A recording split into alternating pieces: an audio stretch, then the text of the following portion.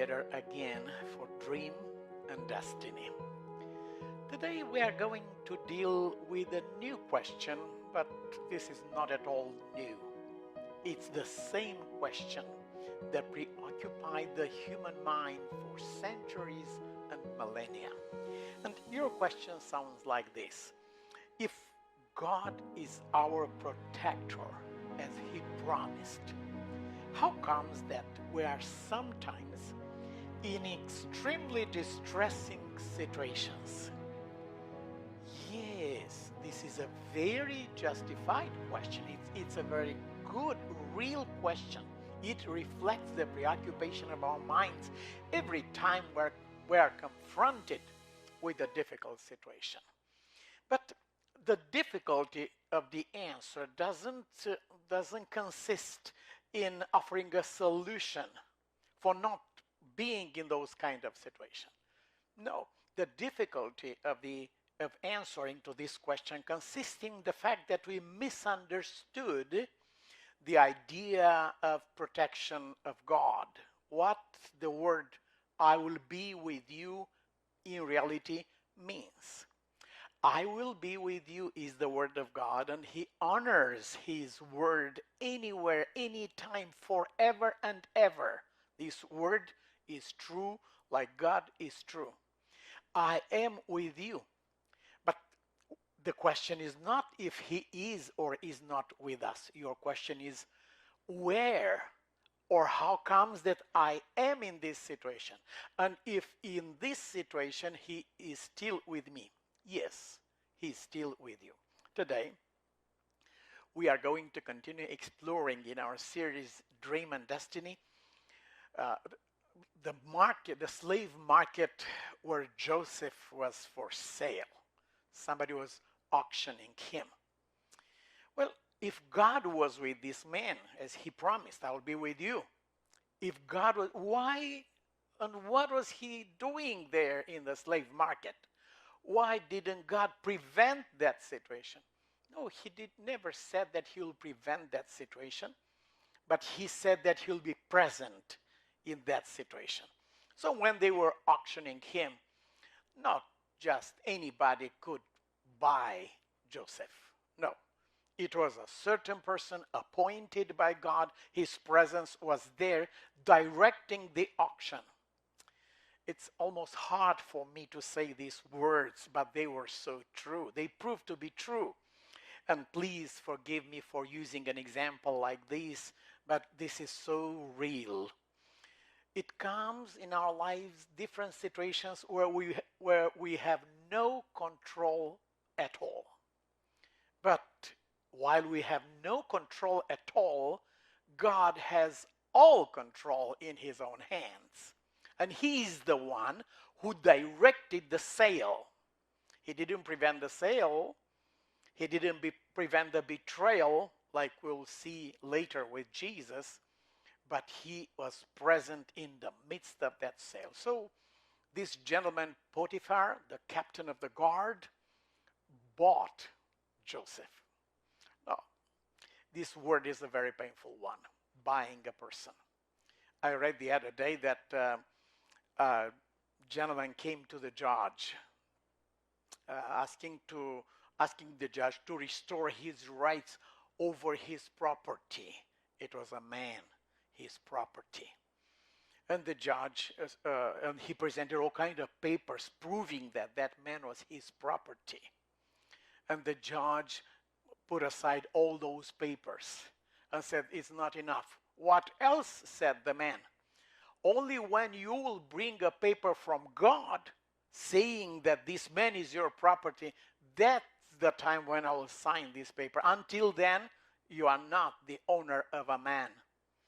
But Joseph was directed by the presence of the providence of God straight into the house of one of the highest officials in Egypt. But mark this down, God was still there with him. God continued being with him. And between tens or hundreds or thousands of servants that were in that area around that personality in Egypt, God was the one assisting Joseph directly. And very shortly, he ascended on the scale of importance with his job in that household, that the Bible says the master saw that the Lord was with him, and that the Lord made him all he the Lord made all that he did to prosper in his hands. The master saw that, saw the difference. You could be among thousands of people, but the difference consists not in the color or job or fame or fortune. The difference is when God is with you. So Joseph found grace in his sight. That's Genesis 39 and verses 3 and 4. Joseph found grace in his sight. This is not just an incident. It is God's gift when somebody is pleased with your person and kind and trying to accommodate you and your request. And then Joseph ascended to the supreme position in that household, in the house of Potiphar, made him overseer over his house, and all that he had, he put into his hands. So the title of today's topic is From Chains to Keychain. Joseph got the keychain from Potiphar, and the whole enterprise was under his supervision. Now, the Lord blessed the Egyptian house for Joseph's sake. You work in a company, and because of your sake, God blesses the whole company. I don't know if the boss always sees this or not, but this happens anyhow, because God is with you. You should pray, working in a different company, you should pray that God will bless that company because of you, because he loves you, and he wants to show to all the others that your presence is important to God when you work in that company. The Egyptians saw that God was with him, and everything in his hands prospered. The Lord blessed the Egyptian house for Joseph's sake, and the blessing of the Lord was upon all that he had in the house and in the field. Not only professionally, but psychologically, emotionally, that man, Potiphar, was blessed because a deep peace came in his heart.